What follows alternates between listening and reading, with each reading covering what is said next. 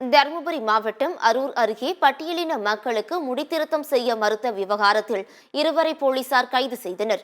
அரூர் அடுத்த கீரைப்பட்டி கிராமத்தில் யோகேஸ்வரன் என்பவர் யோகேஷ் பியூட்டி சலூன் என்ற பெயரில் முடித்திருத்தம் கடை நடத்தி வருகிறார். இந்த கடைக்கு கெலாப்பாறை அம்பேத்கர் நகரை சேர்ந்த சிறுவர்கள் இருவர் முடித்திருத்தம் செய்ய சென்றுள்ளனர்.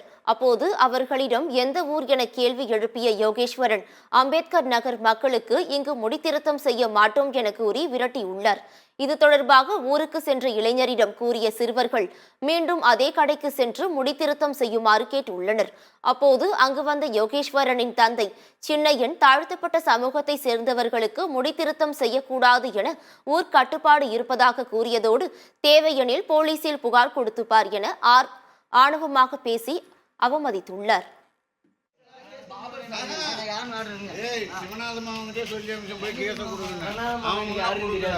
நீ செல்லுல படம் முடிச்சாலும் என்கிட்ட வேலைக்கு ஆகாது. ஓகே, முடி கட்ட முடியாது, எங்களுக்கு கட்ட முடியாது. ஊரு பிரச்சனைக்கு இது